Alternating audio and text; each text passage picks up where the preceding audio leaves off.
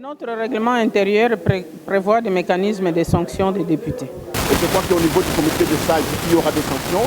Le bureau de l'Assemblée nationale de la République démocratique du Congo défendait un référé suspension, ordonnance, par sa requête déposée le 31 octobre 2020 au greffe du Conseil d'État.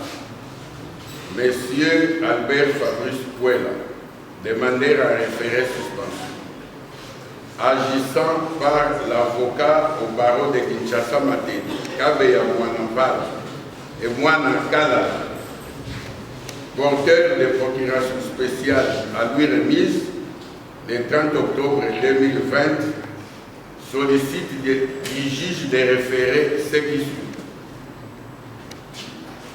1. La suspension de la décision du bureau de l'Assemblée nationale défendeur en référé suspension contenu dans sa lettre numéro RDC /AN /Q SM BKN 989 2020 du 31 juillet 2020, signé par son questeur en lieu place de l'honorable présidente, portant refus de démissionner de tous ses membres. La suspension des membres du bureau ainsi que la convocation de l'Assemblée plénière par le secrétaire général de l'Assemblée nationale de Matadi déclare que l'Assemblée nationale dispose d'une autonomie financière et administrative. Il soutient que, conformément aux dispositions de l'article 139, alinéa 6 de son règlement intérieur, le bureau définitif de l'Assemblée nationale, issu des élections législatives du 30 décembre 2018, entré en fonction le 17 avril 2019, devait, dans les 30 jours après l'ouverture de la session ordinaire de mars 2020, qui s'est faite le 16 mars 2020, les recours administratifs préalables, le demandeur dit avoir introduit un recours devant le Conseil d'État pour l'annulation de cette décision. De ce qui précède, il en infère que les deux conditions prévues à l'article 282 de la loi organique numéro 16/027 du 15 octobre 2020 portant organisation, compétences et fonctionnement des juridictions de l'ordre administratif, à savoir l'urgence et les doutes sérieux quant à la légalité de cette décision de refus de démissionner sont à l'évidence réunis.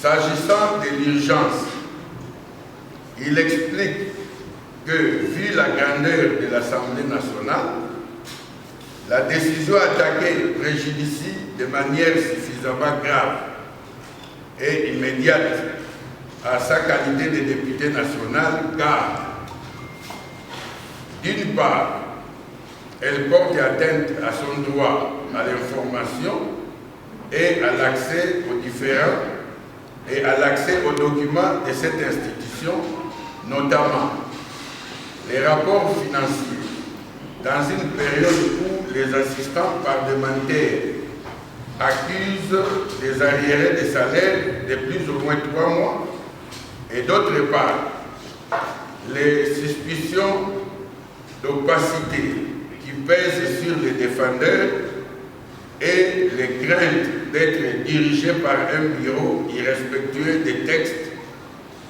régissant cette assemblée s'avèrent suffisamment grave.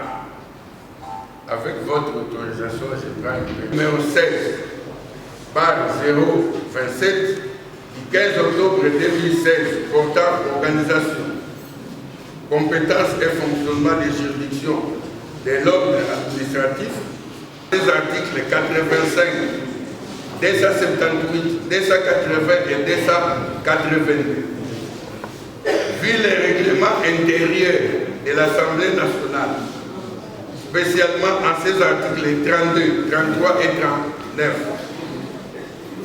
vu l'ordonnance numéro 19/001 du 10 janvier 2019 portant règlement intérieur du Conseil d'État, spécialement en ces articles 3, 25 et 46, alinéa 3, ordonne, article 1er, affirme sa compétence en matière de recours en référé suspension, dirigé contre les actes, décisions ou règlements des membres du bureau des chambres bondées. Article 3. La présente ordonnance sort ses effets à la date de sa notification au parti.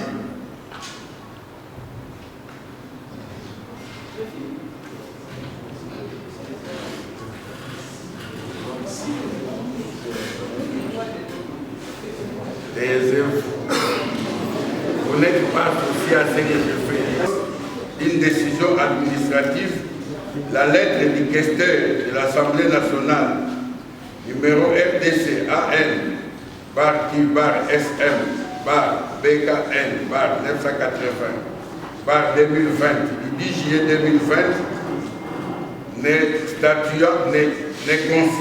constituant qu'une simple opinion émise par l'administration de l'Assemblée nationale. Reçoit ainsi les fins de non-recevoir soulevées par les défendeurs, mais les dit partiellement fondées. Déclare irrécevable la présente requête. Voilà. Protester. Donc ici, nous disons que le bureau de notre chambre a bien agi. Du début à la fin, le juge a démontré que le bureau a bien agi et nous allons continuer à travailler sereinement dans notre chambre. Vous savez, chers frères, nous traversons des moments très difficiles où la déstabilisation des institutions devient comme une monnaie courante.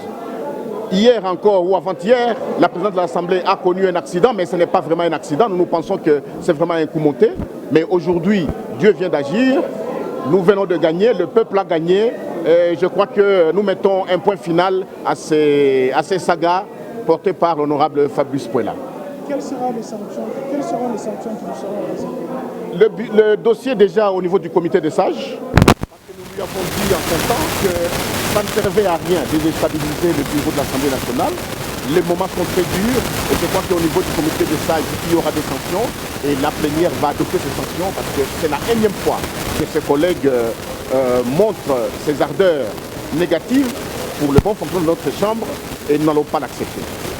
Merci. La procédure n'a donc pas été suivie et à notre règlement intérieur et au texte qui régit cette République et surtout en matière de fonctionnement de l'Assemblée nationale. Donc nous sommes soulagés. Je pense que le droit a été dit et félicitations à la présidente de l'Assemblée nationale, au bureau et à tous les députés, collègues avec lesquels nous avons suivi ce procès avec beaucoup d'attention. Notre règlement intérieur prévoit des mécanismes de sanctions des députés. Il sera interrogé. Moi, je n'ai pas de commentaires à faire. C'est-à-dire, le slogan, c'est Tolongi Nabiso, un point, un trait. Votre nom ainsi que... Honorable Lucie. Pour moi, le travail a été bien fait. Mais nous allons quand même analyser la décision pour apprécier sa pertinence. Mais pour l'instant, c'est un sentiment de satisfaction. Le juge s'est dit compétent à statuer sur cette matière. J'estimais que cette décision sera justifiée. Voilà pourquoi je vous dis, nous allons apprécier la pertinence de cette décision et nous allons tirer des conséquences. Mais pour l'instant, nous sommes satisfaits du verdict. Non, mes impressions, c'est que véritablement, nous sommes dans un état de droit. Ils l'ont souvent dit.